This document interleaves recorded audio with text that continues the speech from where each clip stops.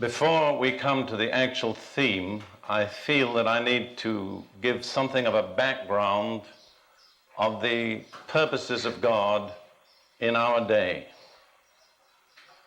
Years ago, when I was much younger than I am now, I heard another preacher say, the secret of success in any generation is to find out what God is doing and do it with him. I think that's profoundly true. So I'd like to share with you briefly, by way of introduction to my theme, what I believe God is doing in this generation. Thank God he's doing tremendous things. Thank God he's not confused. He hasn't lost control. He's still in charge of the nations and their destiny. And Jesus Christ is still head over all things to the church, which is his body. I believe we need to understand, first of all, what God is primarily concerned with. What is God going to get for himself out of history? As we view the confusion, the agony, the strife, the terrible condition of mankind, which doesn't seem to be really getting better in its most important aspects, we might well ask ourselves, what is God after? Why does he wait with such patience? Why doesn't he intervene? Why doesn't he stop all the wickedness? And I believe the answer is that God is primarily interested in a people for himself. That's what God is going to get out of history.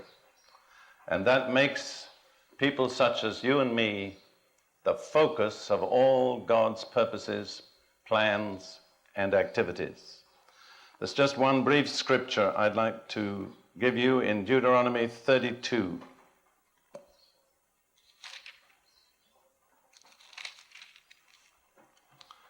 Verse 8.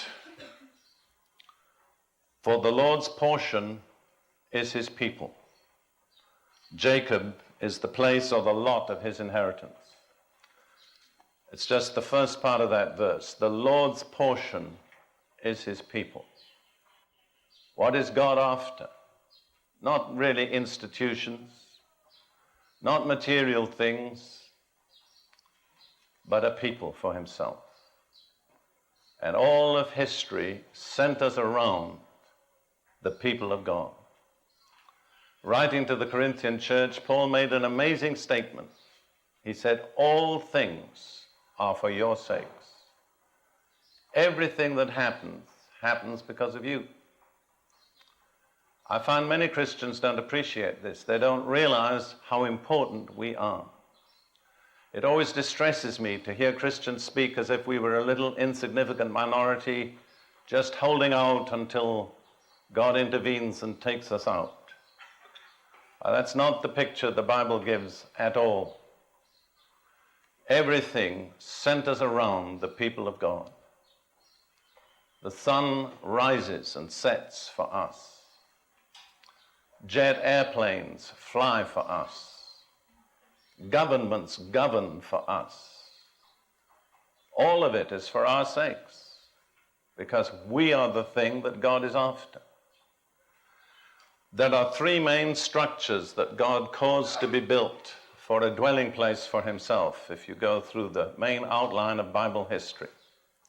The first was the tabernacle of Moses, which was a very remarkable structure, but not very impressive from the outside. It was covered with badger skins and surrounded by a white linen fence, and there it was in the middle of a desert. What made it distinctive was that there was a pillar of smoke or cloud by day and a pillar of fire by night that rested over this strange structure. And inside there was some tremendous craftsmanship and some amazingly detailed artistic work. But it wasn't a tremendously valuable structure. And then the next main structure was the Temple of Solomon. And I am inclined to believe that that was the most expensive building that has ever been constructed in the history of the human race. I doubt whether there are the resources or the craftsmanship in the world today to build such a building. Much of it was gold. Calculating even some years back, I reckon that the value of the gold which David himself contributed to the temple out of his own personal wealth was $75 million worth of gold. That was just his personal contribution.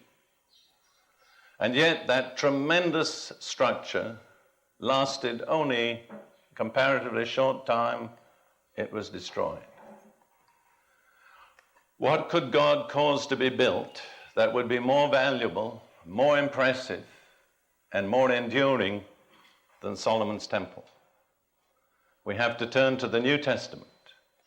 And there's one more major structure that's revealed in Scripture as God's dwelling place, and it is built out of material infinitely more valuable than the material of Solomon's temple. It's built out of the most valuable thing in the universe. You know what that is? People. Jesus said, in effect, one human soul is worth all the world. So there's no anticlimax in God. This is the ultimate, a temple that will endure through eternity, and it's built of living stones. And that's what God is after, the living stones in the temple which he will inhabit forever and ever and ever. Now, if God's purposes center in his people, can we state briefly what his purposes for his people are at this time? I personally believe that I can say it in one word, and that one word is restoration.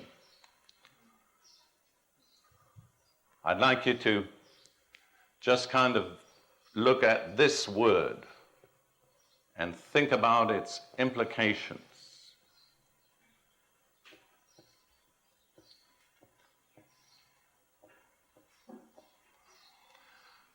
Furthermore, I believe that God is concerned with the restoration of two peoples to whom he's related by a covenant which he has declared that he will never break. This is my understanding of Scripture.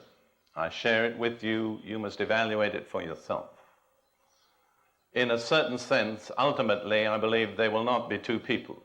But as we know them today, there are two quite distinct peoples. The first, historically, is Israel. Time and time and time again in the Bible, God declares that he will never abrogate his covenant with Israel. The second is the church. I could put the Church of Jesus Christ, but I'm sure you understand that's what I mean. So I believe that God's purposes in this time center in the restoration of Israel and the church. Now let me define what I mean by restoration. I define it basically as putting things back in their right place and their right condition. And the very fact that restoration is needed is sufficient evidence that things have been out of their right place and out of their right condition. If we talk about restoring an ancient building, that is sufficient evidence that the building needs repair. It's not in the condition in which it ought to be. And I believe that the fact that God's people need restoration is in itself evidence that they have not been and are not at this time in the condition in which God intends them to be.